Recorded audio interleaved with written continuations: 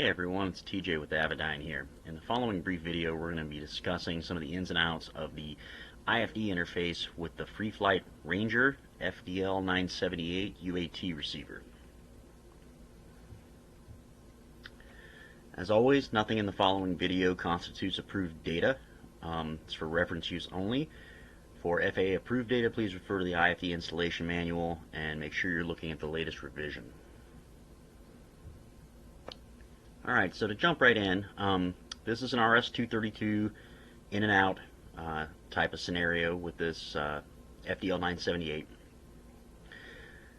And there are some configuration things that can be fairly confusing, so I'm going to try to go through those and explain as best I can anyway. So first and foremost, when you set the FreeFlight Ranger RS232 output, we're going to set that up for traffic alert. But we have an option there to set the baud rate on what we want the baud rate to be on that data line. And your choices to be compatible with the IFD anyway are 38400 or 115200. On the IFD side, the receive side of this, there's even more options. So if we think about it in terms of what data is coming across that line and what data the IFD can bring in, we can choose to have the IFD bring in capstone traffic and weather all on that single RS232. But we might have a scenario where maybe the airplane's got a GDL69 or something, so they don't want to do ADS-B weather, but they still want to get the traffic. We can set the IFD port for capstone traffic. Or conversely, let's say they want ADS-B weather, but they've already got a Skywatch system or TAS 600 series installed in the aircraft, and they don't want to mess with the ADS-B weather. We can, or the ADS-B traffic rather. So we can change that to just capstone weather, and that'll just use the ADS-B weather part of it. So there's three different variants of that capstone. Traffic and weather, just traffic, or just weather. And all three of those options are at a 38400 baud rate. But there's also the same three options with a high-speed variant, which is where you'll see the capstone HS. And again, same thing applies. We can do capstone HS traffic and weather. We can do capstone HS traffic or capstone HS weather. But if we do the HS or high-speed version on that, that's 115200. And we got to be careful to make sure that our baud rates match up on this thing. So as long as if we want to use the high speed option, that's fine, but make sure on the Ranger side of things we've got it set for 115200 if we're going to use the high speed option on the IFD. I've had people ask, is there really any difference between the two? And I'll be honest, not that I can see, but I don't think the human eye is going to catch the difference in how many bits per second are coming in between 38,400 and 115,200. So I don't think it really much matters. There doesn't seem to be any one preferable way to do it. Just make sure that they're both the same. And then on the other end of this, the IFD output, we are sending GPS information to the Ranger. So on the Ranger side of it, for the input on the Ranger coming from the IFD, we're going to set that up for an ADS-B plus, and again we can select the baud rate. Either 9600 or 38400 will be what's compatible with the IFD. When we go to set up that output port on the IFD, our options there are going to be ADS-B plus G, which is 9600, or ADS-B plus G2, which would be the 38400. Again, not really any difference between the two. They both work, just as long as we're set for the same baud rate on both ends. Okay.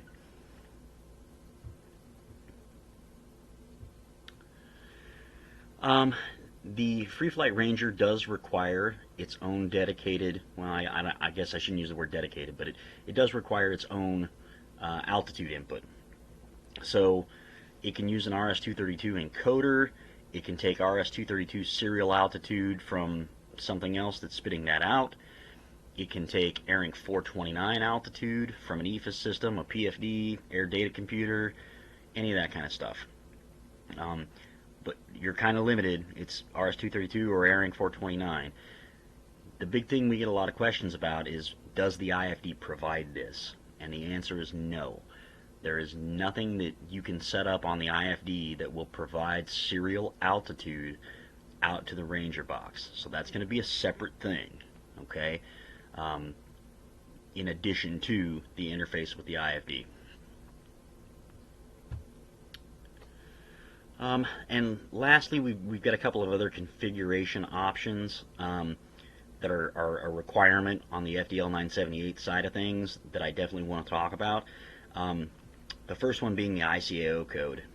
You have to go in there and set that ICAO code and make sure that it's correct, because what ends up happening, assuming this is going into an aircraft that is already provisioned for ADS-B out, that ADS-B out, transponder or whatever we've got on board that's providing ADS-B out is sending out an ICAO code to the ground stations for that aircraft. When that ground station takes all of the traffic data and spits it back out for the world to see, when the FDL978 brings that information in, it is going to look at its own ICAO code, which will be how you've got it configured here, and that's how it knows to eliminate itself as a target. So if this is set incorrectly, or if that ICAO code doesn't match the one that your transponder is spitting out at the ground station, what you're going to get is you're going to get a constant traffic alert, and it's going to look like that traffic is right on top of your airplane. So if you guys see that, I would say 99% of the time when we get that phone call, that's what we find out is we've got one digit hosed up on an ICAO code, either on the transponder or on the receiver side. So pay close attention to that. Make sure that one doesn't get you. And the other one is the display data output. What I always recommend is to go ahead and set this for traffic and FSB. Like we had mentioned, you can set up the IFD to receive just the traffic or just the weather, or both, however you want to do it. But I always recommend do that on the IFD side, and just go ahead and set up the Ranger to do traffic and FSB out of that traffic alerts RS232 output.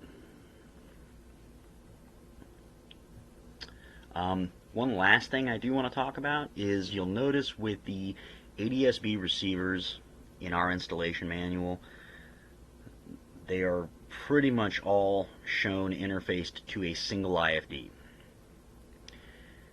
And you don't see a drawing that shows a dual IFD installation. And the reason why is because all of this ADS-B traffic and weather will cross-sync. So if you have multiple IFDs in the airplane and we have a cross-sync bus turned on, it will cross-sync the traffic and weather information from your ADS-B receiver. It only needs to be connected to one unit, okay? And let that data cross-sync across. It makes the installation go a lot smoother, plus frees up, more RS232 ports for you. So it absolutely does cross-sync, and we highly recommend doing it that way. It just makes for a much cleaner and simpler install. And that's about all I've got for the FreeFlight Ranger. As always, if you guys have any questions, don't hesitate to contact us in tech support. And thanks for watching. We'll see you in the next one.